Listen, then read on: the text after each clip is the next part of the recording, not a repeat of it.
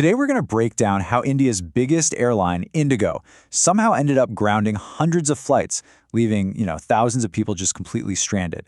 It's a really powerful lesson in what happens when even a market leader fails to prepare for a change that they absolutely saw coming. This story doesn't start in some corporate boardroom. It starts right here, at the airport. Just try to imagine it. Thousands of people with plans, families to see, meetings to get to, and suddenly, everything's up in the air. For a lot of people, this was way more than an inconvenience. It was a full-on crisis.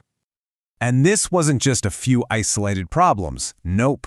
We're talking about hundreds of flights. It created this huge domino effect of cancellations that just rippled across the entire country, messing up the travel network on a massive scale. So it all makes you ask the big question, right? How does an airline at the top of its game end up in a mess like this? What was the one thing that triggered all this chaos? Okay, to really get to the bottom of it, we have to rewind a little bit.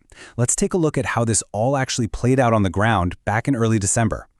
So here's what went down. Indigo, they're a giant in Indian aviation, and they suddenly just started grounding a huge number of their planes. This wasn't some minor hiccup, It was a major shock to the system, hitting all the busiest airports and creating an absolute logistical nightmare for thousands and thousands of travelers. And now we get to the real heart of the issue. And this is where it gets kind of fascinating, because it's a paradox. This is a story where a new rule, a rule designed specifically to make flying safer, actually ended up causing all this disruption.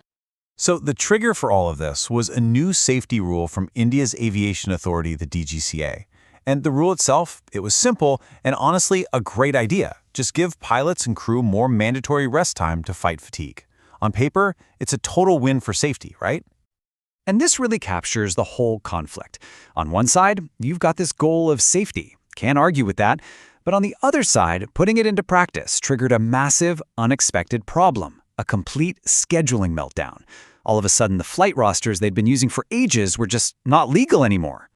So the most important point here is that the problem wasn't the rule itself. It was the airline's readiness for it. Or, well, lack of readiness. Even though they're the market leader, Indigo hadn't updated its super complex scheduling system to account for these new rest periods. They were caught completely flat-footed. Of course, a failure this big has some very real consequences, both for the people flying and for the company's bottom line. So let's actually break down the cost of this operational breakdown. For passengers, it was just a total nightmare. Flights were getting canceled at the last minute, leading to endless hours just stuck waiting in terminals. You had people missing critical business meetings, family events, even their connecting international flights. Just chaos. And the cost wasn't just about a bad reputation. Oh no, there was a very real price tag attached. The airline is now on the hook for massive payouts in compensation and refunds. That turned this logistics problem into a huge financial one, fast. So as the situation just kept getting worse, the regulators, the authorities, they had to step in. This clearly wasn't a problem that was just going to fix itself. And the DGCA's response was super clear. It was a three-step plan. First, they issued a formal warning. When that didn't seem to work, they ordered Indigo to slash its flight schedule down to something they could actually handle. And finally, they sent their own teams into the airports to monitor everything. It was a really firm, escalating response. And the good news is, all of these interventions seemed to be working. With Indigo finally adjusting its schedules and the regulators watching closely, things are, thankfully, starting to stabilize and get back to normal. So after all that, we get to maybe the most important part of this whole story. What's the critical lesson we can all take away from this mess? If there's one single thing to remember from all of this, it's this. Being number one doesn't give you a pass on the fundamentals. Being the biggest airline means absolutely nothing if you aren't ready for foreseeable changes in your own industry. This whole incident perfectly highlights the three pillars that any high-stakes business is built on. First, proactive planning, not scrambling to react. Second, total regulatory compliance. And third, strategic workforce management, so you actually have the people to deliver on your promises.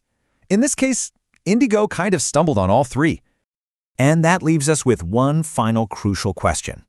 This isn't just a story about an airline, it's a cautionary tale for pretty much any industry. So think about your own field for a second. What's the next big regulatory change or operational shift on the horizon? Are you really ready for it? Or are you at risk of having your own Indigo moment?